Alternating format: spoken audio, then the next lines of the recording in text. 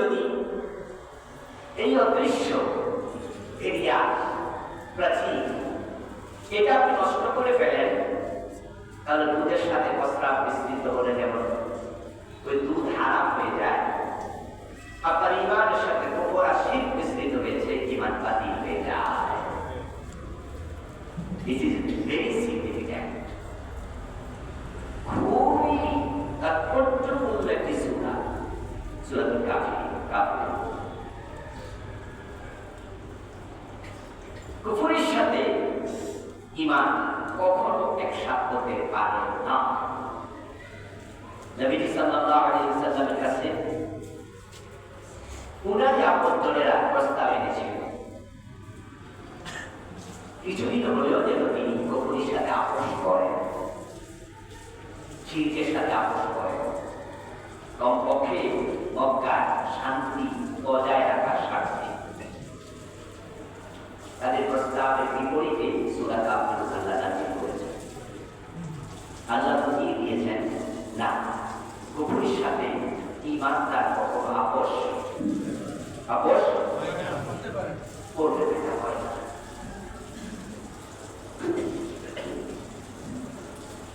যদি কেউ এখানে আপোষ করে, তাহলে সে আল্লাহ কোরআনের এই সূরার সাথে দ্বন্দ্ব তৈরি করবে। কোরআনের কোন অক্ষরের সাথে যদি দ্বন্দ্ব হয়, ঈমান ভুলে যায়, বিচ্ছিন্ন হয়ে যায়। আর একটি সূরার সাথে দ্বন্দ্ব, ঈমান তো থাকবেই না। সূরা কাফিরুন কোরআন মাজিদের 100 নম্বর সূরা, আয়াত রয়েছে 6টি, রুকু 1টি। এই সূরাটি ফজিলত সম্পর্কে আনাস বিন মালিক রাদিয়াল্লাহু তাআলা বলেন, ইন্নাহা তা'দিলু সুলাতাল কুরআন, ইন্নাহা তা'দিলু সুলাতাল কুরআন, রুবা'আল কুরআন। তাফসীর কুরতুবী প্রণেতা এর দুটি বর্ণনা এনেছেন। সূরা আল কাফিরুন তেলাওয়াত করলে কোরআন মাজিদের 10 পারা সওয়াব পাওয়া যায়। এটা কোরআনের 1/3 সমতুল্য। অন্য হাদিসে আছে 1/4 সমতুল্য। যদি কেউ 4 সূরা কাফিরুন পড়ে, তাহলে পুরা 1 খতম কোরআনের সওয়াব পাওয়া যাবে।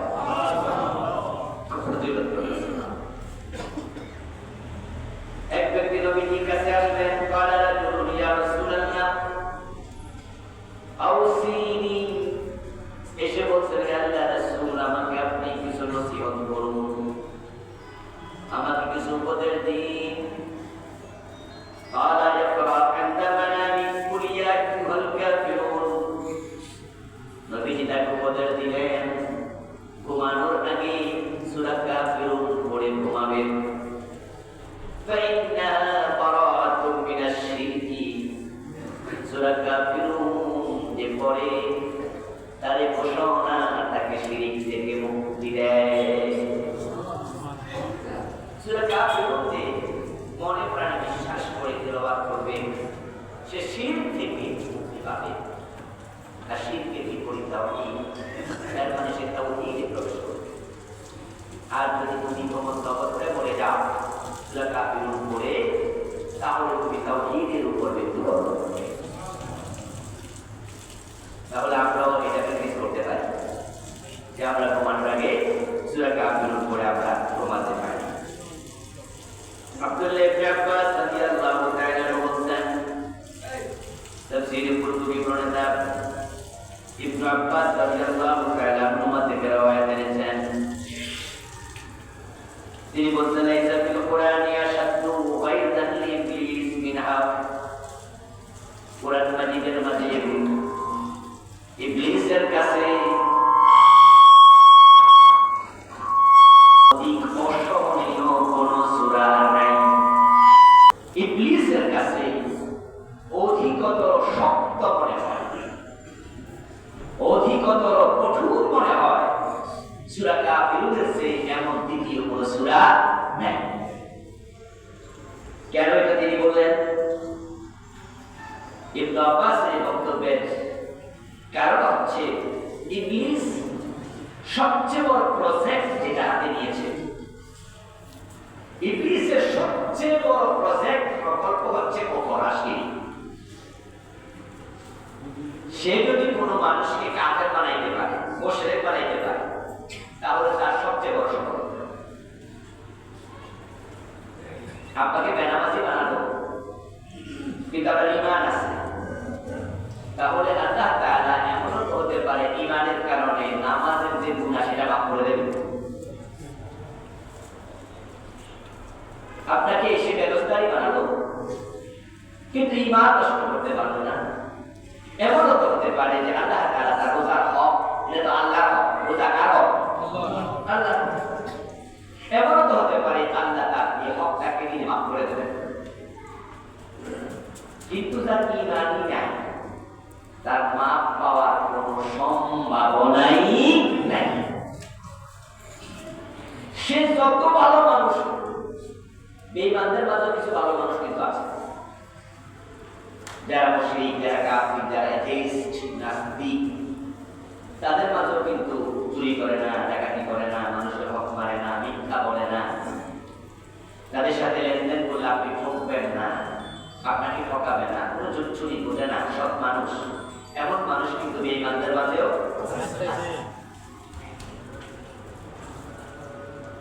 পরিষ্কার পরিচ্ছন্নতা, মানুষের উপকার, মানবিক যত গুণাবলী দরকার প্রায় সব গুণই রাখে এমন অসংখ্য মুসলিম পৃথিবীতে আছে।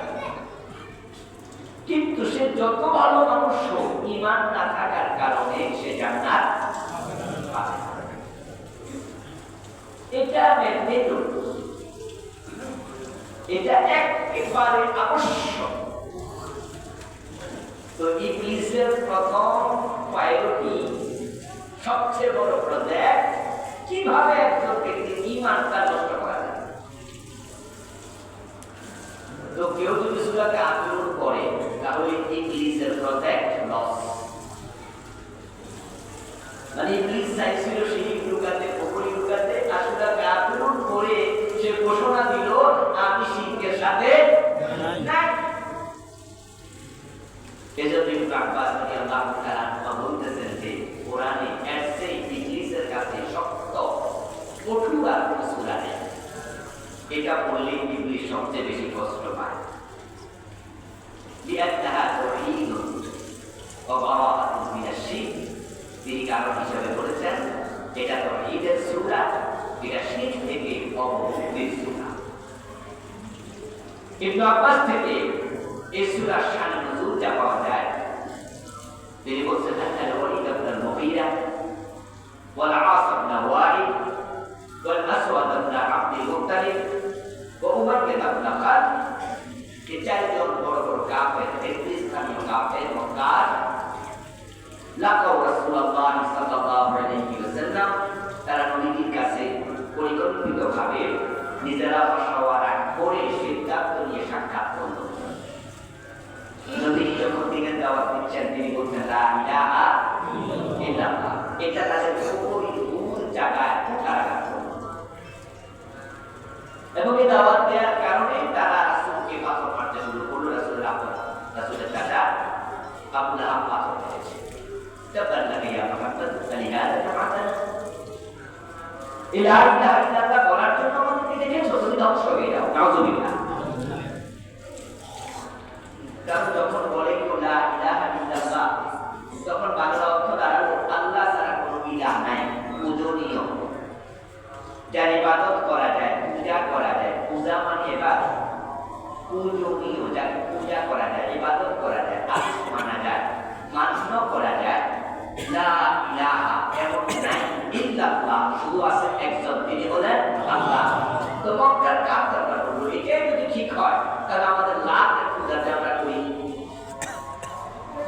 আমরা যে মানাতকে মানি, ওজ্জাকে মানি, ওবলকে মানি, আরো অনেক 360টি দেবতা কাবার ভিতরে বাহিরে তারা দেখেছিল, তারা এগুলো পূজা করত, উপাসনা করত, এগুলোকে তারা ইলাহ মানত, উপাস্য ভাবত।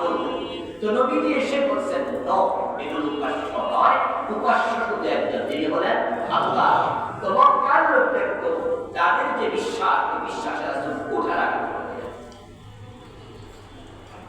উনারে ঘোষণা প্রমাণ করে দিল তাদের এই কাবার ভিতরে বাইরে রক্ষিত 60 দেবতা এগুলো কর্তা, এগুলোর কোন ভিত্তি নাই, এগুলো বাকি। ধর্ম বিশ্বাস খুবই জটিল একটি বিষয়। ধর্ম বিশ্বাস এটা মানুষকে এই বিশ্বাস এতটা তাড়িত করে যে শুধু ধর্মীয় বিশ্বাসের কারণে মানুষ নিজে শহীদ হতে রাজি হয়, আর একজনকে খুন করতে রাজি হয়। এটা খুবই জটিল একটি বিষয়। এবার যে ধর্মেরই হোক ধর্ম বিশ্বাসের, যেমন কদিন আগে আবুল হোসেন, আবুল সরকার বাউল, সে আল্লাহ তাআলাকে কথা বলতে গিয়ে এমন কিছু শব্দ চয়ন করছে যেটা আমাদের ধর্ম বিশ্বাসে আঘাত দিয়েছে।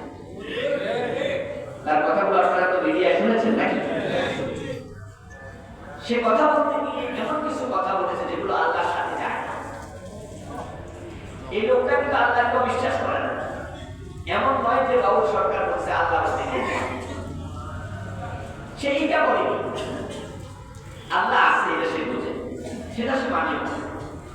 কিন্তু মানার পরে সে আল্লাহর ব্যাপারে শব্দ চয়ন করতে গিয়ে একবার বেয়াদবি করছে। তার এই শব্দ চয়ন কিছু মুসলমানের অন্তরে আঘাত এনেছে, তাই তার বাড়ি ঘর পর্যন্ত লাগে গেছে। যদিও আমরা এতটা কঠোর হব না, আমরা এতটা কঠোর হব না, এটাও আবার এক প্রশ্ন। বাড়াবাড়ি দিকে চলে গেছে, কারণ তার ঘরে যারা আছে সেখানে কি মহিলা নাই, ছোট বাচ্চা নাই, তো ওই মহিলাদের ঘর ভেঙে দেবেন, ছোট বাচ্চাদের ঘর ভেঙে দেবেন। অপরাধ কি ছোট বাচ্চারাও করেছিল? এগুলো সামনে রাখতে হবে। আমরা আবেগ তাড়িত হয়ে যাব, আবার সীমানটা রাখবো। তবে হ্যাঁ, এই লোক যে অপরাধ করেছে এটা শাস্তিযোগ্য অপরাধ। এবার আমরা আরেকটি কথা বলতে চাই, শাস্তি কি আমরা দেব না যথাযথ কর্তৃপক্ষ দেবে? কি হওয়া উচিত? কি হওয়া উচিত? যদি কোন সমাজ, কোন রাষ্ট্রে কর্তৃপক্ষকে শাস্তির জায়গায়, শাস্তি দেওয়ার জায়গায় না রেখে পাবলিক আইন হাতে তুলে নেয়, ওই দেশে আর শৃঙ্খলা থাকে না। সামাজিক শৃঙ্খলা বিনষ্ট হয়ে যাবে। আপনি যাহা ভুল বলেছেন আমার কাছে তাহা ঠিক হতে পারে, আমি যাহা ভুল বলেছি আপনার কাছে তা ঠিক হতে পারে। চিন্তার ভিন্নতার কারণে আপনার সঠিক কথাটাও আমার কাছে মনে হয়েছে ব্যাঠিক। আপনি লালন করছেন ইল্লাল্লাহ জিকির গায়ে, এবং এই জিকির আপনি করছেন, কিন্তু হঠাৎ করে কোনো এক হুজুর আপনার এলাকায় মাহফিল করতে গিয়ে বলল ইল্লাল্লাহ জিকির বেদা। এবার আপনি বলেন এই হুজুরের মাইক এর ধর, এই আমার চিন্তার বিরুদ্ধে কথা বলবে, উনি আপনার মাইক দিল। আবার আপনি আরেক জায়গায় ওয়াজ করছেন, আপনার চিন্তার সাথে ওরা মিলে নাই, ওরা আপনার মাইক দিল। তো সবাই যদি একজন আপনাদের মারামারি শুরু করে দেশ, শৃঙ্খলা থাকবে তো? এই জন্য গায়ে হাত তোলা, মনে রাখবেন ইসলামী বিধান, গায়ে হাত তোলা এটা প্রশাসনের দায়িত্ব। প্রশাসন হতে পারে আপনার বাবা, বাবাও শাসক তার পরিবার। এই জন্য সন্তান বেয়াদবি করলে বাবা থাপ্পড় দেওয়ার অধিকার থাকে। কিন্তু আপনার বাড়ির প্রশাসক আরেকজন নয়, অন্য একজনের সাথে থাপ্পড়াবে না। আপনি নামাজ পড়েন, সময় আছেন, নবীজি বলছে বয়স যখন 7 নামাজের অর্ডার করো, বয়স যখন 10 নামাজ না পড়লে শাসন করো। এখন এই শাসনটা আরেক বাড়ির বেড়া এসে করবে, বাবা করবে, ওই শাসন।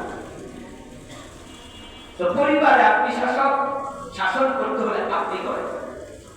এবার সমাজে চেয়ারম্যান শাসক, মেম্বার শাসক, যাদেরকে আমরা ভোট দিয়া শাসক বানাইছি, যদি শাসন করে উনি আবার করবে সামাজিক সিস্টেমে।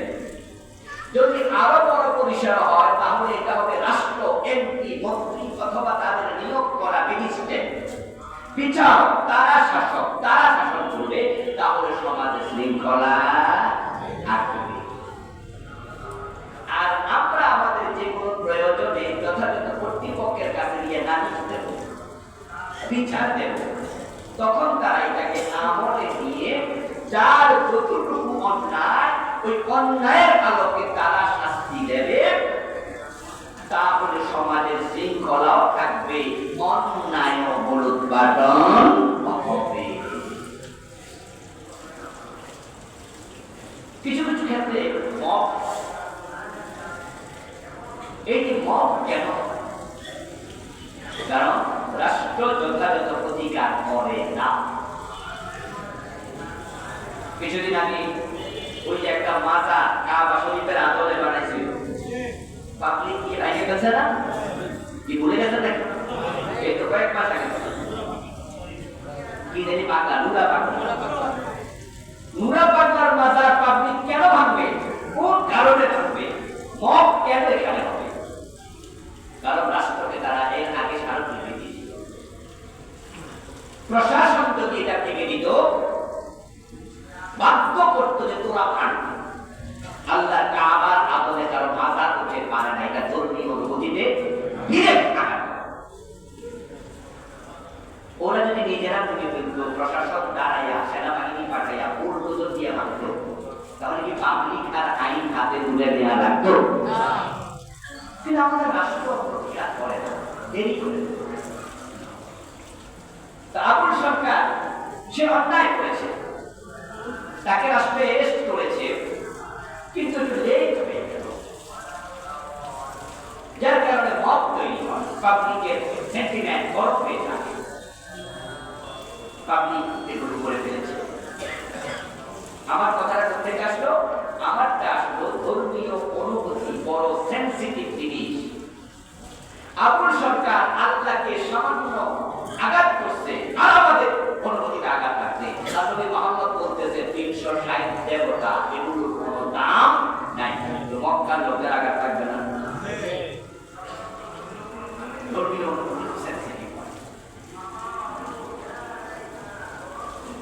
দুঃখ লাগে যখন আবার এই জাতীয় বাউলদের পক্ষ নিয়ে কেউ কথা বলে, এটাও খারাপ লাগে। বাউল শব্দের আরবি, বাউল হলো মসরা। বাউল কিন্তু আরবিতে আছে বা ওয়াও লাম। এই বাউল শব্দের অর্থ হলো কি? মসরা। এই নামটা কেন পাইছে নিজে আমি জানি না, তবে ওদের কথা কাজে মসরাতে দুর্গন্ধ আছে, ঠিক না? আর বড়টা দুর্গন্ধ।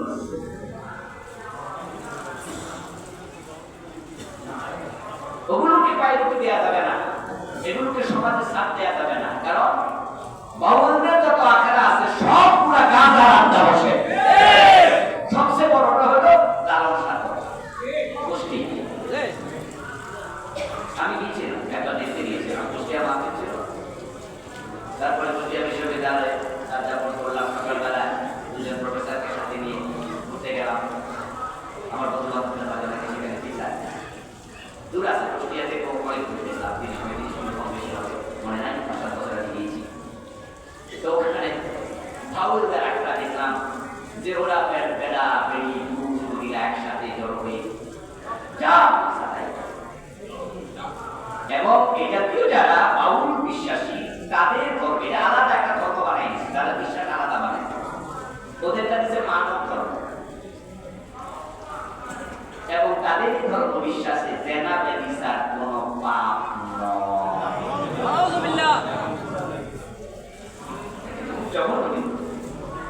ওদের ধর্মে, ওদের বিশ্বাসে জেনা কোনো পাপ না। ওরা ওদের শরীরের চাহিদা, শরীর চাইছে এটাই করছে। এবং তাদের কথা এমন আশ্চর্য হবেন, বলে যদি এটা পাপ করতো তাহলে আল্লাহ শরীরের চাহিদা দিল কেন? দেখছেন জেনারা কেন দাঁড়াচ্ছে? গাঁজা খাওয়া নিষিদ্ধ, এবং মাঝে মাঝে গাঁজা ওরা রাখতো। ওরা বলে এটাকে গাঁজা বলে অসম্মান, এটা সাধন সিদ্ধি। যদি কেউ সাধনা করতে চায় ওই সাধককে এইটা খেয়ে সিদ্ধিতে যেতে হয়।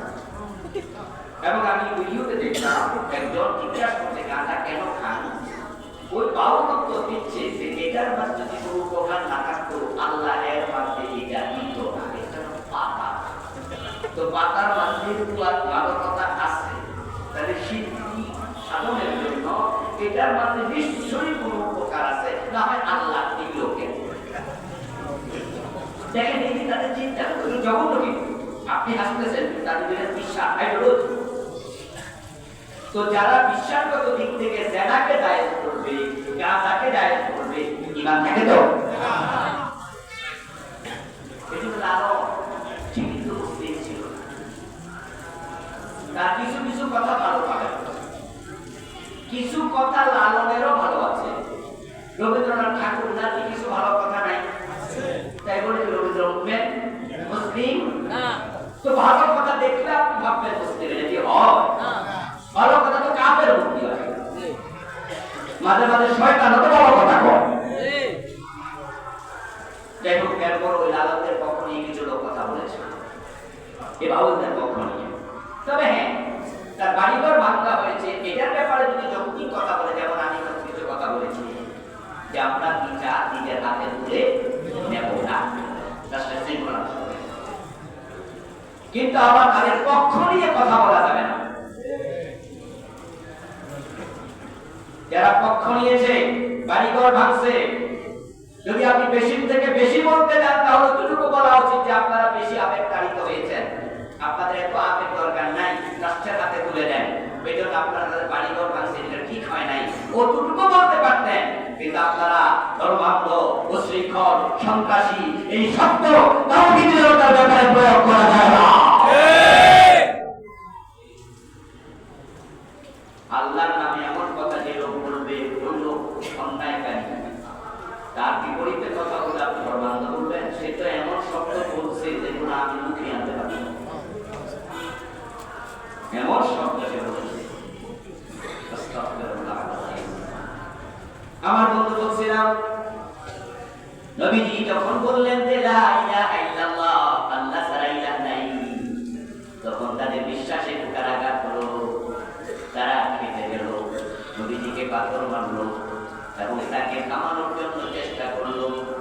যখন কিছুই হলো না, তখন মক্কার বড় বড় চারজন নেতা ওয়ালিদ বিন মুগীরা, আসিফ বিন ওয়াইল, আসওয়াদ বিন আব্দুল মুত্তালিব, উমাইয়া ইবনে খালদ, চারজন তারা একসাথে রাসূলের কাছে গেলেন। ফাকালু ইয়া মুহাম্মদ সাল্লাল্লাহু আলাইহি ওয়াসাল্লাম, তারা কি বলছে, হে মুহাম্মদ, হে আল্লাহর নবী, হে মুহাম্মদ আব্দুল্লাহ, হালুকা ফালনা'বুদ মা তা'বুদ ওয়া তা'বুদ মা না'বুদ। তোমার কাছে আমি একটা প্রস্তাব নিয়ে এসেছি। প্রস্তাবটা হলো, আমাদের যে দেবতাগুলো আছে এগুলোর বিরুদ্ধে তুমি আর কথা বলিও না। আবার তুমি যে আল্লাহর কথা বলছো, আমরাও তার বিরুদ্ধে কথা বলবো না, বরং আসো আমরা কিছুদিন তোমার আল্লাহ ইবাদত করবো, আর তুমি কিছুদিন আমাদের মূর্তির ইবাদত করবে।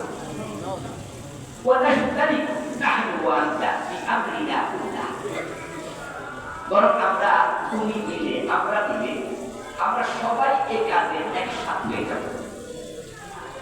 এরপর বলছে ফাইন কানা আল্লাযী জিতা বিহি খায়রাম মিন বাদি আইদিনা কুননা কাদ শারাকনা বিহি ওয়া আখাযনা বিহাজ্জিনা মিনহু। তো তোমার আল্লাহর ইবাদত আমরা এই জন্যই করব, এমন তো হতে পারে যে তোমারটাই ঠিক, তুমি যে দাওয়াত দিচ্ছ আল্লাহ ছাড়া ইলাহ নাই, বলতে তো পারে তোমারটাই ঠিক।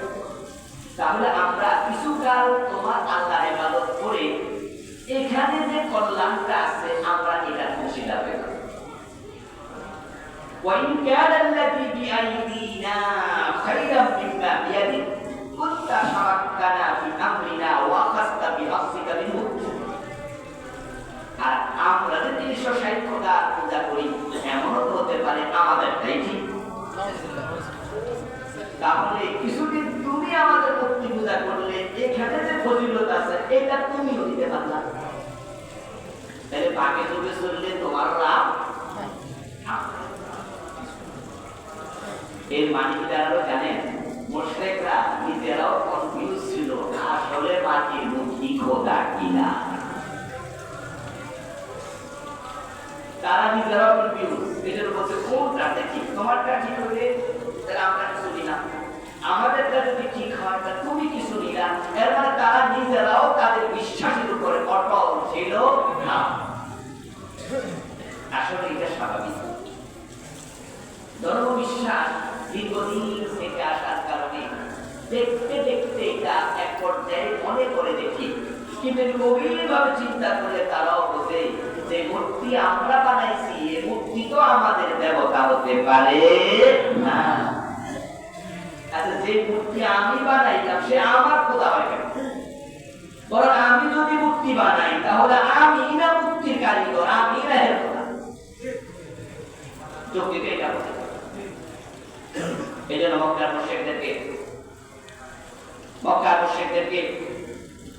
আল্লাহ বলছিলেন, নবী আপনি প্রশ্ন করুন, লাইন সাআলতাহুম মান খালাকাস সামাওয়াতি ওয়াল আরদ, যদি আপনি তাদেরকে জিজ্ঞাসা করেন আকাশ এবং জমিন কে সৃষ্টি করেছে, লা ইয়াকুলুন্না আল্লাহ, তারা জবাব দেবে আকাশ এবং জমিন সৃষ্টি করেছে নিশ্চয়ই একজন, তিনি আল্লাহ। আকাশ জমিনটা আল্লাহ বানাইছে, এটা মক্কার মুশরিকরা বলে। কারণ তারা যে লাত মানাতে পূজা করে এগুলো তারা নিজেরা বানাইছে। তো ওরা বোঝে যেগুলো আমরা বানাইছি চোখ আছে দেখে না, কান আছে শুনে না, পা আছে হাঁটতে পারে না, হাত আছে হাত তুলতে পারে না, দাঁত আছে খাইতে পারে না, ওরা আসমান জমিন কেমনে বানাবে? একটু যাদের বিবেক আছে এরা বোঝে। কিন্তু এগুলো আবার পূজা করে। তো কেন? আসমান জমিন আল্লাহ বানাইছে, পূজা করবা ওদের কাছে করবা, আল্লাহর কাছে না সেজদা দিবা, আল্লাহর কাছে না চাইবা, উপাসনা পূজা আল্লাহর কাছে করবা, ওদের কাছে পূজা দরকার, উপাসনা ওদের কাছে। তখন তারা উত্তরে কি বলে, মা না'বুদু ইল্লা লিয়ুকাররিবুনা ইলা আল্লাহি যুলফা,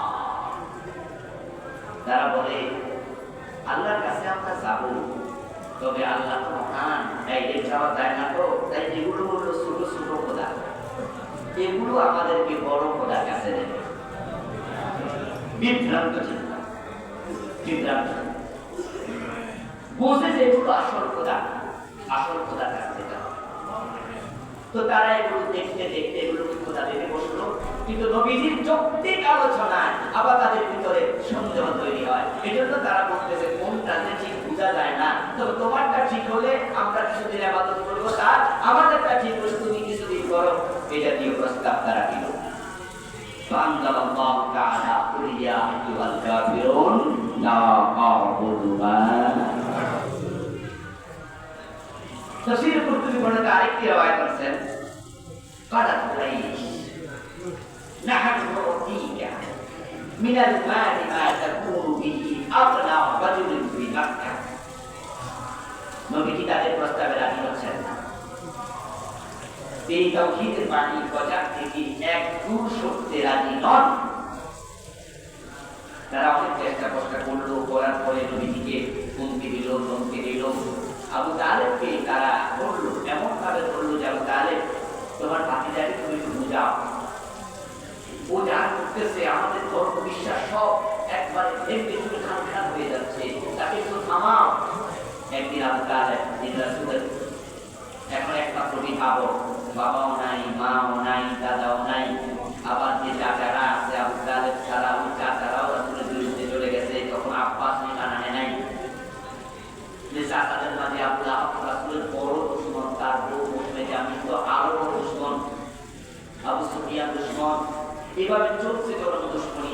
আবু তালেব একা হয়ে গেলেন। মক্কার লোকেরা আবু তালেবকে কি ধরলো, শব্দ করে যে তুমি দায়িত্ব নিয়েছো, না তুমি তাকে আমাদের হাতে ছেড়ে দাও, না আমরা তোমার কারণে কিছু করতে পারছি না।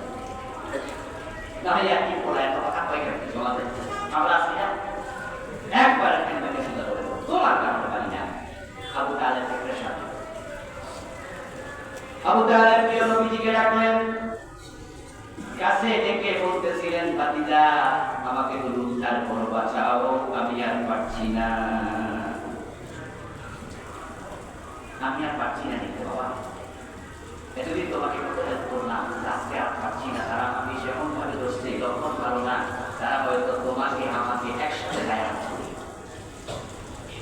আমার এখানে ব্যক্তিত্বের বিশাল লস হয়ে যাবে, আর পারছি না বাবা, তুমি এগুলো বন্ধ করো বাবা, তুমি থামো। তারা তোমার কাছে এসেছে প্রস্তাব নিয়ে, আমাকে বলেছে তুমি যদি টাকা পয়সা চাও তাহলে তারা টাকা তুলে, চাঁদা তুলে এমন টাকা দেবে তুমি হবে মক্কার সবচেয়ে ধনী মানুষ। তারা বলেছে এবং তোমার তো স্ত্রী আছে, তোমার যেহেতু বেশি বয়স, তো তোমাকে আমরা যে কোনো মেয়ে মক্কার তোমার পছন্দ হয় অবিবাহিতা, তুমি বললে আমরা তাকে তোমার সাথে বিয়েও দেবো, এটা তোমার মানসিক প্রশান্তি আর বাড়বে। টাকা থাকলে প্রশান্তি বাড়বে, ঘরে সুন্দরী বউ থাকলে প্রশান্তি বাড়বে। এটাও তারা বলছে।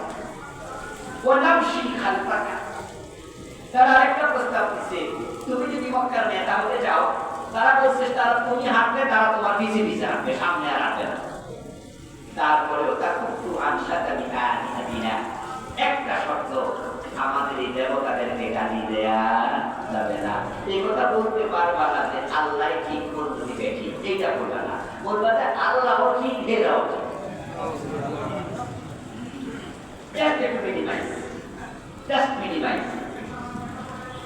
নামাজও পড়বো, সুদও খাবো, দুটো একসাথে মিনিমাইজ করে চলা। মসজিদে আল্লাহর আইন মানবো, আদালতে গিয়ে ব্রিটিশ আইন মানবো, কি করবো দেশে যা চলে, কি আর করা। এই যে মিনিমাইজ চিন্তা আমরা করতেছি, এর জন্য মসজিদে এসে বলে আল্লাহ তারা কাউকে মানি না, মসজিদের বাইরে গিয়ে বলি সবাই মানি। আল্লাহর খুশি রাখছি, শয়তান বানাচ্ছে। আমাদের মতো খুব মিনিমাইজ চিন্তা থাকে। মক্কার কাফের দৃষ্টিভঙ্গি এটা ছিল। মুমিনের দৃষ্টিভঙ্গি কখনো মিনিমাইজের থাকে না। মুমিন কুফরের সাথে, শিরকের সাথে কখনোই আপোষ করে না। আবু তালেব বলছে, যারা বলছে তোমাকে এসব করবে, এখন তুমি আমার প্রস্তাব দিলে তুমি এটা মেনে নাও, এটা মেনে নাও। নবী সাল্লাল্লাহু আলাইহি ওয়াসাল্লাম আবু তালেব চাচাকে সূরা কাফিরুন তেলাওয়াত করে শোনালেন। চাচা দেখেন আমার আল্লাহ কি বলে। তাদের প্রস্তাব আমি শুনেছি, তারা তো প্রস্তাব আমার কাছে দিয়েছে, আমি তাদের সাথে সম্মত হই নাই, আল্লাহর ওহীর অপেক্ষা করছি। এর মাঝে তারা আপনার কাছে এসে আরো বাড়তি কিছু প্রস্তাব দিল, কিন্তু আমার রব আমার অনুমতি দেয় না। আমার রব বলে বলো মুহাম্মদ কাফেরেরা লা মা'বুদু মা তা'বুদুন, তোমরা যে মূর্তি পূজা করো এটার সাথে আমার কোনো সম্পর্ক নাই, আমি ওই মূর্তির পূজা করি না। এই কথা বলার সাথে সাথে আবু তালেব চলে যাচ্ছে। ওকে, আমার কথাটা বলতে শুনবা না, মুরব্বীদের কথাও শোনো না। ওরা আসলো, আমিও তোমাদের বুঝালাম, তাহলে বাবা তোমার মনে যা চায় তুমি দেখো। এই শব্দটা বিরোধীকে দারুণ আহত। নবীজি বুঝলেন এতদিন মক্কার কাফেররা আমার দুশমনি বলেছে, আমার চাচা আমাকে আগলে রেখেছে, বোঝা গেল আজকের পরে চাচাটাও আমার সাথে আর। নবীজি তখন কান্না করলেন, চোখের পানি চলে আসলো। রাসূল বলতেন, চাচা তাহলে আপনিও কি আমার থেকে মুখ ফিরিয়ে দিলেন? ঠিক আছে, এতদিন তো আপনি আমাকে আশ্রয় দিয়েছেন, ভালোবেসে আগলে রেখেছেন, যেহেতু আপনিও মুখ ফিরিয়ে দিলেন, তাহলে আমি আমার আল্লাহর কাছে ফিরে যাই, তিনি আমার জন্য যথেষ্ট। প্রিয় নবী যখন চাচাকে এই কথা বললেন, আবু তালেব ফিরে আসলেন, আবার ফিরে এসে বললেন, ভাতিজা ঠিক আছে, তোমার কাজ তুমি করো, আগে যেমন তোমার সাথে ছিলাম আমি এখনো তোমার সাথে আছি। আবু তালেব থেকে আবার সান্ত্বনা দিলেন, কিন্তু দুঃখজনক কথা হলে আবু তালেব ঈমান আল্লাহ তাআলা দুনিয়াবাসীকে জানিয়ে দিলেন যে কুফরের সাথে, শিরকের সাথে মুমিনদের সম্পর্ক থাকে না। নবীজিকে আল্লাহ বলছে, আপনি বলুন এই কাফেররা, কাফের কি কোনো গালির নাম? কাফের কোনো গালির নাম না। যদিও এই শব্দটা এখন গালি হিসাবেই জিনিস, তাই কেউ কাউকে কাফের বলে মাইন্ড করে। আমাদের একজন বক্তা সিঙ্গাপুরে মাহফিলে গেলেন বছর 1.5 আগে। ওই মাহফিলে উনি বাংলাদেশি ভাইদের সাথে কথা বলতে গিয়ে বললেন, এটা কাফের দেশ, তাই একটু সতর্কভাবে চলবেন, ঈমান আমাদের হেফাজত করবেন, এখানকার পরিবেশটা ইসলামের বিরোধী, পর্দা নাই, সুবিধা নাই। কে বা কারা ওই শ্রোতাদের কাছ থেকে রেকর্ড করে এটাকে তাদের ভাষায় ট্রান্সলেট করে ওদের গোয়েন্দাদের হাতে দিয়ে বলছে যে বক্তা তোমাদের কাফের কইছে। তখন এবার তারা আপনাকে দাওয়াত দিয়ে দিয়েছে, ওনাদেরকে ডেকেছে, জরিমানা করেছে, কারণ দর্শার নোটিশ দিয়েছে। উনি ওখানকার বড় ব্যবসায়ী, ওই বক্তা আবার আমার কাছের লোক, নাম বলে চিনে ফেলবেন বললাম না। তখন কর্তৃপক্ষ আমাকে ফোন দিল 5-6 আগে, ঘটনা 4 বছর আগে। ফোন দিয়ে আমার হুজুর উনি এই কথা কই আপনাকে লাগাই দিচ্ছে, আমরা বড় বিপদে আছি, দোয়া করবেন। আমি বললাম যে কি প্যাস লাগাইছে, কাফের কইছে, এটা কি ভুল কিছু, ওরা কি কাফের নয়? বলে কাফের তো, কিন্তু এই কথা তো সহ্য করে না, সুরে রসুল হওয়া যায় না, সুরে রসুল করে সুর মাইন্ড করে, এই জানে শব্দটা সুবিধার শব্দ না, তো বেড়ারা কাফের এই শব্দ মানবে না। এমন ঘটনার মুখোমুখি আমি হয়েছিলাম। আমার কোন একটা প্রোগ্রামে আমেরিকার সফরে একটা হলরুটে আমিও ঠিক একই শব্দ বলেছিলাম যে এটা কাফের দেশ, সাবধানে চলবেন।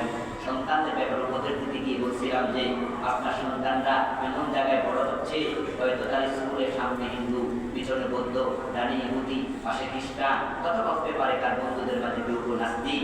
এই জন্য সাবধান, কাফের দেশ, সন্তান যেন কাফের হয়ে না যায়, বেঈমান হয়ে না যায়।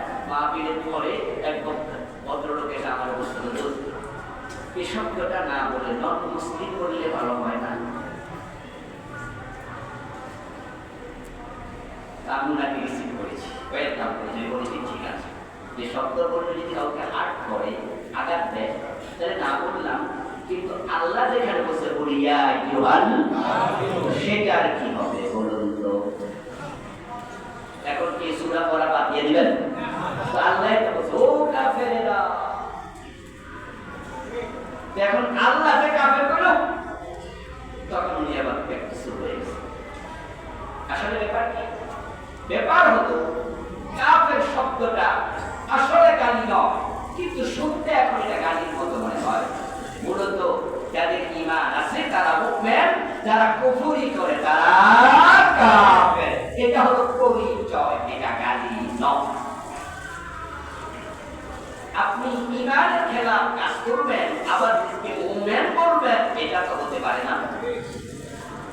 এখন যারা বেঈমান, যারা মুশরিক, তাদেরকে আল্লাহ ডেকে বলছেন, নবীজি আপনি বলেন যে না, তোমাদের যে প্রস্তাব তার সাথে আমি একমত নই, বরং লা আ'বুদু মা তা'বুদুন ওয়া লা আনতুম আ'বিদুনা মা আ'বুদু। আর তোমরা যে বলতেছো তোমরা 6 মাস 1 বছর কয়দিন আমার আল্লাহর ইবাদত করবে, 1 বছর যাওয়ার পর কি হবে? তখন আবার মূর্তি পূজা করবে, আর আমারও সেদিকে ডাকতেছো। তো যারা আল্লাহর ইবাদত থেকে মুখ ফিরিয়ে নেয়, যখন মুখ ফিরিয়ে নেয় তখন তো সে আর আল্লাহর ইবাদতকারী থাকে না। তাহলে প্রমাণ হয়ে গেল আসলে তোমরা যে 1 বছর আমার সাথে একসাথে নামাজ পড়বা, রোজা রাখবা, ইবাদত করবা, এটা তোমাদের ইখলাসের সাথে হবে না। আর ইখলাস ব্যতীত আমলের কোনো মূল্য নেই। আগে তো ঈমান, তারপরে না আমল। তো তোমার মাথায় আছে পরের মাসেই কিন্তু আবার মূর্তি পূজা করবো, তো ঈমান কি হইছে? 2 মাস আর কিসের ইবাদত করবে? তোমাদের প্রস্তাবটাই তো খামখেয়ালি, এই প্রস্তাবটাই তো মানুষ, এটা পুরা বাচ্চার প্রস্তাবের হলো। এটা ফুটবল খেলতে গিয়ে ছোটকালে আমরা তো পরে বল কেটে লেছি না, মাঝখান দিয়ে সবাই সাদা তুলে বল কিনছেন, পরে দোকানে গেলে আমার বল করে না, তো বলে একটা না বলে কি হবে, করে দাও। এরকম ঘটনা কিন্তু আমরা করছিলাম, আপনাদের কারো কারো করছে। তারপরে বল চাই বাদ করে এই যে একটা ছেলেটি খেয়ালি প্রস্তাব, 6 মাস আল্লাহর ইবাদত, 6 মাস মূর্তি পূজা, এসব কি চলে? না। আল্লাহর ঘোষণা, ও কাফেররা, আপনি বলে দেন ঘটনা ঘটেছে কোথায়? মক্কা। সূরাটা বাকি। যে মক্কায় রাসূলকে মারে, জেলে দেয়, রাসূলকে পাথর মেরে গায়ে রক্তাক্ত করে, যে মক্কায় বেলালের গলায় রশি লাগায় টানে, যে মক্কায় সুমাইয়াকে বর্ষা নিক্ষেপে হত্যা করা হয়, শহীদ করা হয়, যে মক্কায় খাব্বাবকে পিঠে আগুনের শেখা দেয়া হয়, ওখানে এই জাতীয় সত্য ঘোষণা দেয়া এটা সহজ ব্যাপার। এটা যে কত বড় দৃঢ়তা, বিশাল কম্প্রোমাইজ হতে পারতো তো?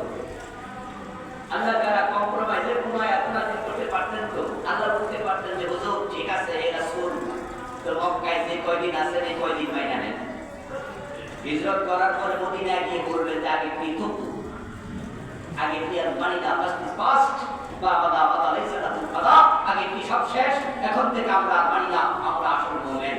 এটা কি কোনো কম্প্রোমাইজ আল্লাহ করছে? না। আনকম্প্রোমাইজ এই ঘোষণা আসলে মক্কায় জুলুম আরো বেড়ে যেতে পারে, এটাকে আল্লাহ বোঝে না? তো আল্লাহ এই আয়াত নাযিল করবে। আমাদের অবস্থা তো কম্প্রোমাইজ সব জায়গায়। আমরা বলি হুজুর আপনি সব ওয়াজ করেন কিন্তু জিহাদের ওয়াজ করেন না কেন? হুজুর জিহাদের কথা কি হাদিসে কোরআনে নাই? দেখবেন যে হুজুর বলবে আরে ভাই সবই আছে কিন্তু এগুলো বলে চাকরি থাকে না। দেশের যে অবস্থা, জিহাদের কথা কইলে জঙ্গির মামলা হয়। কি কথা 17 বছরে যায় নাই? জিহাদের ওয়াজ করা তো সরটা জিহাদ মানে জঙ্গিবাদ। হুজুর আপনি সব ওয়াজ করেন, দিন কায়েমের ওয়াজ কেন করেন না? বলে রাজনীতির ওয়াজ হয়ে গেছে। কারণ দিন কায়েমের কথা বললেই আমাদের বাইরে বিদ্যালয় বা মনোমত দলের উপর এজন্য সমস্যা। ভাই ইসলাম জেহাদ যেটা আমি বুঝি, তবে হ্যাঁ করবো আল্লাহ যদি পরিবেশ দেয়। দেখছেন কম্প্রোমাইজ পরিবেশের জন্য অপেক্ষা করছে। আবার হক ওয়াজ করার কারণে, সত্য বলার কারণে মুসল্লিরা এসে পর্যন্ত পরামর্শ দেয় হুজুর এই ওয়াজগুলো আপাতত না করলে হয় না। হুজুর আল্লাহ সময় দিলে বলতে পারেন, আপনি যা বলেন ঠিক, তো দেশের অবস্থা ভালো না, এজন্য আল্লাহ সময় দিলে কইেন আপাতত ওই কথাগুলো বন্ধ রাখেন। অথচ আল্লাহ মক্কার এত উত্তপ্ত পরিস্থিতিতে বললি ইয়া আইয়ুহাল কাফিরুন, বলো কাফেররা, এটা বলি লোকেরা আরো খেপে যাবে। এটাকে আল্লাহ বোঝে না? হ্যাঁ, ঈমানের ক্ষেত্রে কোনো কম্প্রোমাইজ নাই। এই কথা বলতে গিয়ে বাইক খাওয়া লাগলে খাও, জীবন দেওয়া লাগলে দেও। ফেরাউন তো আসিয়া আলাইহিস সালাম থেকে একটা শব্দ শুনতে চাইছিল। ফেরাউন বলেছে যে আমার দেশের লোকেরা আমাকে রব বলে, আর সেও বলেছে আনা রাব্বুকুমুল আলা, আমি তোমাদের বড় রব। আসিয়া সবাই তো আমার রব বলে, কিন্তু লোকজন কানাকানি করে, ঘরের বউ কথা বলে না। তো তুমি আমার বউ বলিয়া তুমি একটা দিন আমার রব কম না। মানুষ সেগুলো নিয়ে কানাকানি করে যে আমি নাকি বউরে শাসন করতে পারি না, এটা আমার রব না বল, তুমি একটা আবার রব বলো। আসিয়া বলেছে জীবন যেতে পারে, তোমাকে রব বলতে পারি না। কম্প্রোমাইজ এখানে হয় না রে ভাই। 54 বছর বাংলাদেশ চলছে ব্রিটিশ আইনে, আল্লাহর আইন 54 বছর উপেক্ষিত। এমন সংবিধানকে মুসলমানের সন্তানরা সংসদ জানিয়ে হচ্ছে পবিত্র সংবিধান, যে সংবিধানের শুরুতে ডক্টর কামাল বিসমিল্লাহ পর্যন্ত, যে সংবিধানের পুরাটা ব্রিটিশদের থেকে ধার করে আছে। অথচ 2% মুসলিম, 93% মানুষ মুসলিম। আর যে সংবিধান লিখছে এইটাও নাকি মুসলমান, যে কুফরি সংবিধান, শিরকের সংবিধান, যার শুরুতে আছে রাষ্ট্রের মালিক জনগণ, সভরেন্টি জনগণের। অথচ আল্লাহ বলছে সব কিছুর মালিক আল্লাহ, ক্ষমতার মালিক আল্লাহ। তাবারাকাল্লাযী বিয়াদিহিল মুলক, রাজত্বের মালিক আল্লাহ। আর আমার সংবিধানের শুরুতে আছে রাজত্বের মালিক জনগণ। এই শিরকি কথাবার্তা পাওয়ার পরেও এই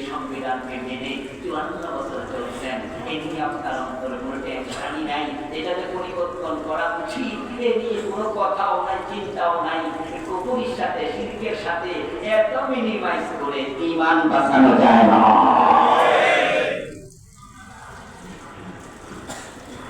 এখানে কথা একটাই হবে, সংবিধানের ততটুকু মানব যতটুকু আল্লাহ কোরআনের সাথে দ্বন্দ্ব তৈরি করবে না।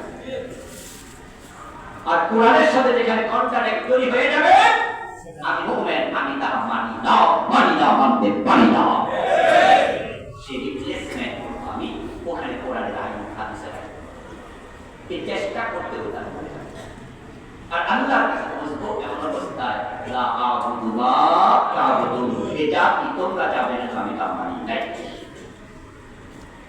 এই আয়াত আল্লাহ একাধিকবার বলেছেন, তাকরার করেছেন, ওয়ালা আনতুম আ'বুদুনা মা আ'বুদু ওয়ালা আনা আ'বুদু মা আ'বাদতুম। এক কথা বারবার বলা, এটা তাকরার করা। তাকরার মানে দ্বিতীয় করা, বারবার করা। এই কথা বারবার বলে কথার উপর গুরুত্ব বেড়ে যায়। আর আরব দেশে প্রবণতা ছিল বেশি, তারা যে কোনো কথাকে তোমার দিবার হতো। যেমন কবি একটি আলাই রব্বি কুমা দুঃখের দিবা আল্লাহ সুবহানাহু রহমান, এই কথা 31 বার। কাল্লা সাওফা তা'লামুন থুম্মা কাল্লা সাওফা তা'লামুন, আসরা বারবার বারবার, ইন্না মা'আল উসরি ইউসরা, ইন্না মা'আল উসরি ইউসরা।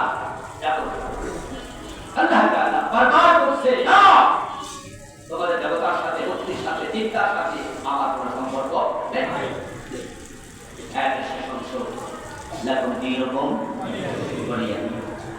এটা হচ্ছে ধর্মনিরপেক্ষতার মূলে উঠা।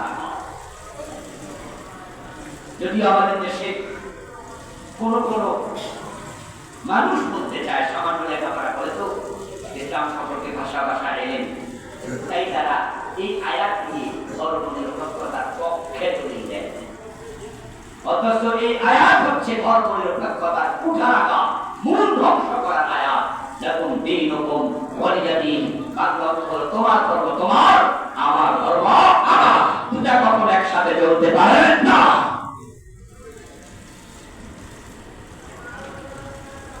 তোমার ধর্ম তোমার, এটা আবার অনুমোদন নয় যে তোমার ধর্ম তুমি মানো, আমারটা আমি মানলাম। এটা আবার যদি মনে করেন যে কাউকে তো আল্লাহ কইছে ওই ধর্ম যায়, এই ধর্ম যায়, তোমারটা তুমি মানো, আমারটা আমি মানি, দুইটা তো আল্লাহ অনুমতি দিয়েছে। ব্যাপারটা কি তাই?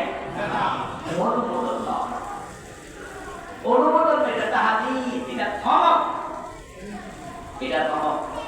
যেমন কোরআন কিন্তু আয়াত দিয়ে পাওয়া যায়, ফামান শাআ ফালিউমিন ওয়া মা শাআ ফালিয়াকফুর।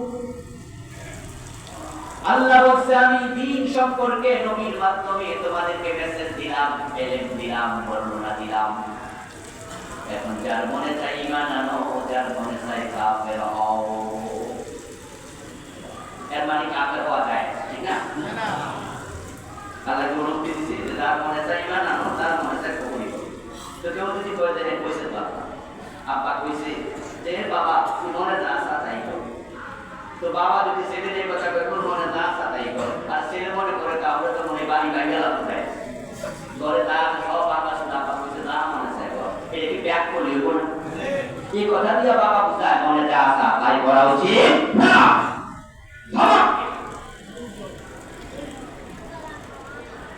কিন্তু ওরা বলে যে ধর্ম কখনো নিরপেক্ষ হয় না। ধর্মের ব্যাপারে আইডিওলজি দুটা হয়, হয়তো পক্ষে না হয় বিপক্ষে। আমরা যত মানুষ আছি যারা নাস্তিক, তাদের কথা বলে লাভ নাই, কিন্তু তো আগামটাই। কিন্তু যারা আস্তিক আছি আমরা প্রত্যেকেই কোন না কোন ধর্মীয় আইডিওলজি লালন করি, কেউ হিন্দু, কেউ খ্রিস্টান, কেউ যদি। এখন তার ধর্মের সাথে আমার ধর্মের কোন মিল নাই। সে ধর্মের পক্ষে, হিন্দু ধর্মের পক্ষে, আমি ধর্মের পক্ষে, মুসলিম ধর্মের পক্ষে, নিরপেক্ষতা আসলো থেকে। আপনার নাম আব্দুল্লাহ, নাম আব্দুর রহমান, নাম মুসা, নাম ঈসা, এটাই তো প্রমাণ করে আপনি মুসলিম, ঠিক না? তো নিরপেক্ষ হলেন কেমন? ধর্ম নিরপেক্ষতা মানে ধর্মহীনতা। ধর্ম নিরপেক্ষতা মানে ধর্মহীনতা। ইংরেজিতে এটাকে কি বলে?